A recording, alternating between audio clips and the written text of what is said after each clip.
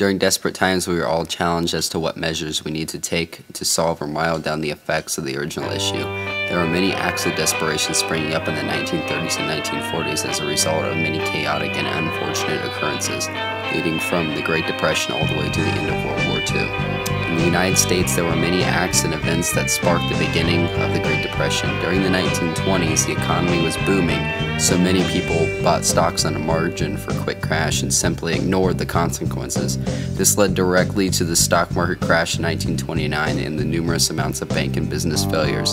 Americans now felt unsure about the stock market and cut back on spending. The Depression affected people economically, socially, and psychologically in many ways. Men lost their jobs as a result of bank foreclosures, and unemployment skyrocketed up to 25%. Families were forced to move out of their homes, and some even created small communities out of makeshift shacks, known as Hoovervilles. Some men stood in line for one-day jobs in soup kitchen lines, where they would receive a small amount of free food to support their families. Many men also lost their will to survive.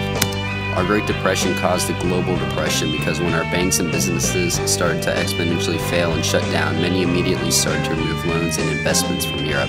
These failures caused a huge financial crisis across the world. Global trade was completely thrown off when the U.S. began to place high tariffs on imported goods. Foreign countries responded in different ways, such as when England increased taxes and fixed the currency to stop inflation. France decided to increase worker pay to fight unemployment. Germany's response was to print more money because it was completely out and was left weak and desperately in need of change. Japan began to mass-produce weapons, and American President FDR responded by creating a new recovery program called the New Deal. The New Deal was designed to get America back up on its feet through smaller governmental programs in forms of relief, reform, and recovery. The CWA provided instant and direct pay to people and is an example of a relief program. An example of a reform program was the EBRA. This allowed banks to reopen after they were proved to be financially secure.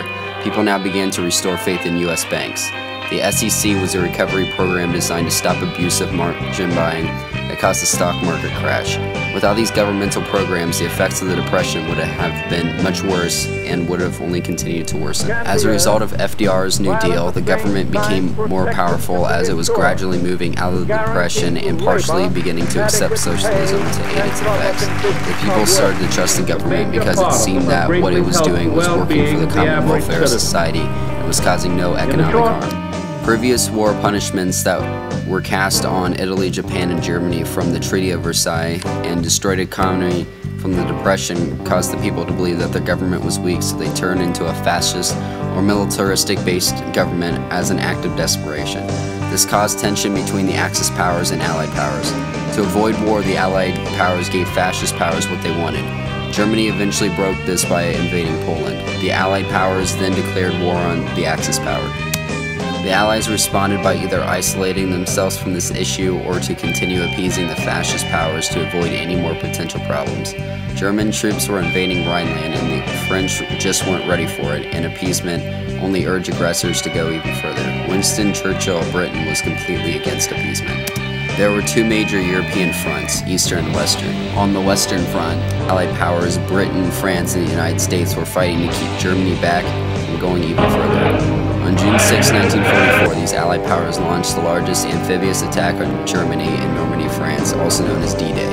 It was a major success as the Axis powers were pushed back. Germany was using a military strategy called Blitzkrieg, where they sent bomber planes followed by tanks to cover the infantry. On the Eastern Front, the Soviet Union was trying to keep Germany away from them and succeeded in an important battle called Stalingrad that lasted for 8 months. In the Pacific theater of the war, the U.S. was trying to get to Japan by using the island hopping strategies.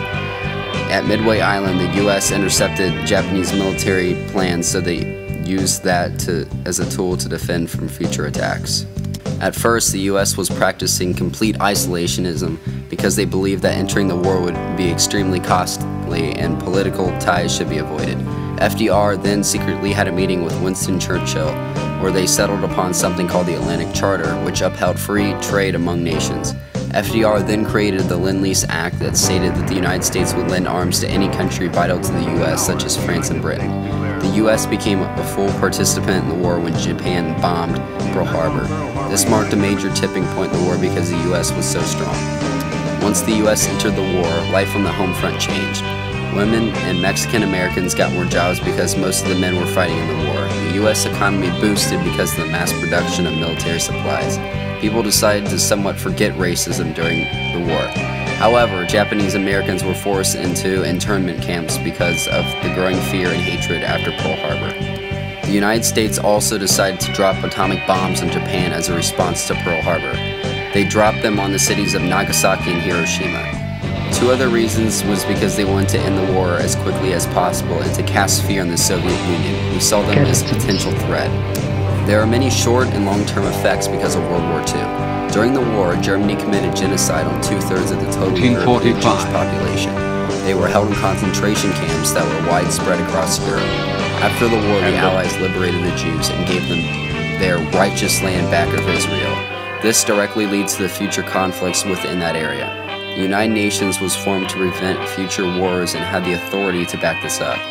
Since the only two superpowers left after the war were the US and the Soviet Union, there was a rivalry that will directly lead into the Cold War. With all of this being said, there's a direct connection between how desperate times lead to desperate measures, from the New Deal governmental programs to turning to fascism for help and to dropping atomic bombs on Japan to end it all. I believe that desperate times should always call for desperate measures, because without even attempting to solve the issue, the consequences could be even greater.